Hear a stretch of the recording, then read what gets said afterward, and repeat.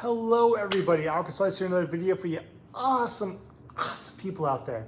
In today's video I want to talk about job interviews and bombing them and how I bombed, or not necessarily bombed, but I feel like I might have bombed my first job interview today.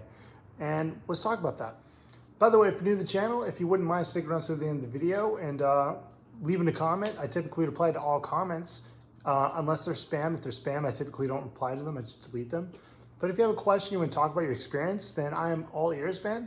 Go down there, leave a comment. And if you make it to the end of the video, if you just wouldn't mind hitting that like button and that subscribe button, I really would appreciate it. Thank you so much. So I'm gonna try to keep this as simple and fast as possible. So I'm Alkaslice. I worked as a digital laboratory technician for the Navy for about 4 years. I was in the Navy for a little over 5 years. If you don't know what a dental laboratory technician is, they're essentially the person that whenever you go to the doctor and they're like, hey, you need a crown, or you had braces, you need to get your braces taken out, and they're like, hey, we gotta get you a retainer. I'm the guy that makes the crown, the guy that makes retainer, I'm the guy that makes, most of the time when you go to the dentist, like, hey, we had to have something made for you, I'm the guy that makes that stuff. Just wanna put that out there. So anyways, I pride myself on being a jack of all trades. If you do not know, there's actually a very popular saying, jack of all trades, master of none, but out there much better than the master of one. And the reason that that kind of resonates to me is that you could be exceptionally really good at one thing, but times do change and the needs of patients and the needs of people change and new technology comes out, and who knows, you might be the best at your job, but eventually there might be a computer that can literally do your job. One person can do your job. Like one person can do the job of like 20 people now when it comes to like dental lab, stuff like that. So anyways, I pride myself on my ability to pivot to different stuff. Like I can make a lot of appliances, a lot of different appliances. I'm very good at doing a lot of things, but I'm not exceptional at anything. That's basically the thing of jack of all trades. So going into job interviews and how I feel like I might have bombed an interview today. So I had a job interview for a dental lab. And the reason I feel like I bombed is that, like I said before, I pride myself on being jack of all trades. And by jack of all trades, I don't mean like, you know, I'm okay at everything. Like I'm good at a lot of stuff. Like I'm good at a lot of things. But the issue with the job interview is that they wanted one particular skill set. Let me turn this real quick. They wanted one particular skill set. Not one particular skill set, sorry. They wanted somebody with the ability to make one appliance, only one appliance. And I can, the issue is they wanted me to make, they wanted dentures. Dentures, if you know what they are, they're basically like a replacement for all your teeth in your mouth. If you lose all your teeth, you get the whole like, you put those in, you can eat your food, take them on a diet, put them in a glass of water, or not really water, but you put them in like a glass to basically clean them at nighttime. Typically it's old people. So like I said before, I worked in the Navy, and in the Navy, you typically are gonna be between the age of like 18, 35, I believe. So you're typically gonna mostly have most of your teeth or all your teeth, typically speaking. So you're not gonna make a lot of dentures in the Navy. I did make dentures when I was in lab school, but that was like 10 years ago. So anyways, going to the whole like how I feel like I might have bombed the interview. So I was in, it was a fun interview. Very excited for the fun interview. I was like, oh man, I might actually get a job as a freaking lab technician here. Be awesome. I get to make like appliances, and you know, I get to like get people the smiles back, all this kind of stuff. And they particularly, like I said before, they wanted one thing. They wanted somebody who can make dentures. And like I said before, when you're in the military and like you're doing stuff, you're typically not going to make dentures. You're typically not going to do that because most of the time, most patients in the military typically have most of their teeth. And by most, I mean like almost all of them. You might make what's called a flipper, where like you replace like 1 or 2 teeth. That's a little more common, but typically you're not going to make a set of dentures. So going to the job interview, there's like 4 or 5 people interviewing me.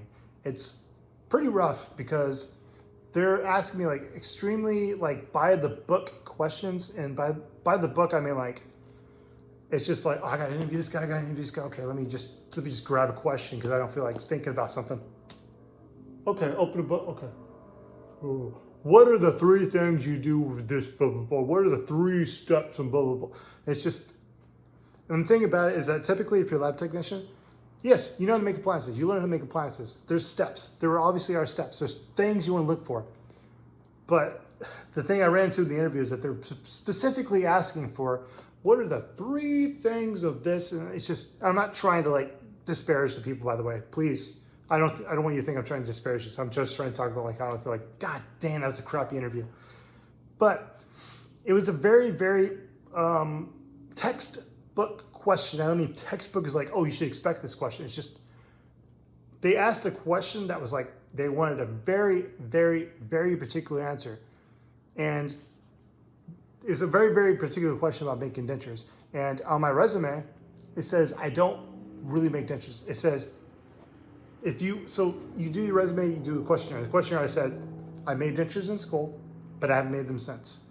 But I do understand how they're made. And so they're asking me these questions, and it's just like, it's freaking hard, man, freaking hard to answer this stuff. And typically, I'm usually really, really, really good at doing interviews. I'm like really good at doing interviews usually. I don't mean like tooting my own horn kind of thing, but it's just like, if I can't answer a question, I can usually finesse the answer in a way that it's good. But it's just, I was being asked these questions, just like, it's almost like during the interview, I'm like, did you even read my resume? Like you're asking me about appliances that I don't make. And I don't mean like I can't help with the process of making them. Because the place I applied at, they go by step-by-step basis for the most part, as far as I know. One person does one thing, pass on another person does another thing, pass on another person does another thing, pass on another person does another thing. I actually can make dentures from start to finish, but I'm not going to say it's going to be in a timely manner. It's going to be very difficult for me. It's going to be very hard for me because I haven't made a lot of them. But like 80% of the steps in between, I got that shit down, because a lot of the stuff when making dentures transfers to other skills. Like I said, jack of all trades. So for instance, typically your dentures are literally going to be made of acrylic. I have a lot of acrylic experience. I have a lot of experience making acrylic appliances. When you get a Holley retainer, the retainer that has the wires that you get after you get your braces taken out, that's made of acrylic. I made a lot of those. I have a lot of work with acrylic. And by a lot of work, I mean like I know how to lay acrylic, I know how to trim acrylic, I know how to freaking polish acrylic, I know all that crap.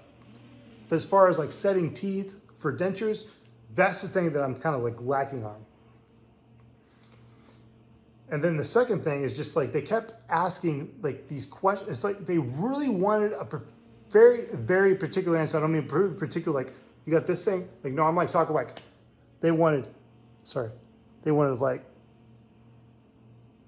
boom, like that's all they're willing to accept with what they're saying. It's just like, it's to the point, it's just like, why did you get, like, what? You have my resume, like you can see my skill set.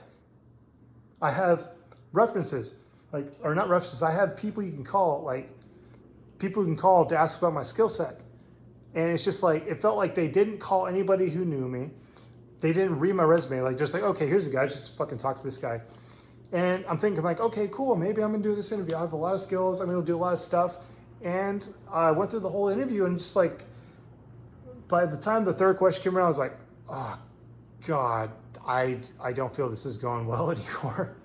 I mean, I answered to the best of my ability. I basically told them that I have a lot of skills. I told them what I do. I basically told them all that kind of stuff. But anyways, the gist of this video is just talking about like my experience doing an interview in my like first bombing thing, and like how it feels that they didn't really read my resume. And who knows, maybe they're calling back and offer me a job. It feels like they might, but I don't even know if I want to accept the job just based off the question I had. Who knows, maybe I will accept it. I mean, like I said before, I have the training for what they're asking for, but it's been like 10 years since I've done it. So I need to obviously brush up. Like, it's just, the best way to put it is it's out of my comfort zone. Anyways, sorry about rambling on this video, guys. If you made it to the end, I love you guys. Thank you so much. Please, please, please, please comment down below. Talk about your experiences. Talk about how stupid I am, or how I wasn't prepared enough or whatever. Or talk about your experiences of like having a crappy interview where like you literally were like, hey, I got this shit in the bag. And like the moment you got the interview, like, oh, I don't got this shit in the bag. You know, maybe they're very particular about what they want. And not saying you can't deliver, but just saying that like, it's like, did you really read my resume? Because it doesn't feel like you read my resume. But anyways, yeah, guys, please, please, please, please, please, please like the video, subscribe to the channel. I'll make more of these. If y'all guys subscribe to the channel, leave a comment down below. Let me know if you like the video. Like, don't just hit like, let me know you like the video. Talk to me. Talk to me about this video. Talk about any of my other face videos, my gaming videos. Talk about it. So know what y'all guys like, because I want to make what y'all guys like. I like interacting with you. I want to form a community. I want to talk to people. I want to be there for people. I want to help people, you know? And it's just, yeah, guys, please like, comment, subscribe. And I really hope y'all guys and gals and everything in between have an amazing, amazing, amazing night. And I love you all. I love you all. Even if you don't subscribe, if you made it to the end of the video, I love you. You fucking rock. And I hope you have a great, great night, or day, or morning. Later.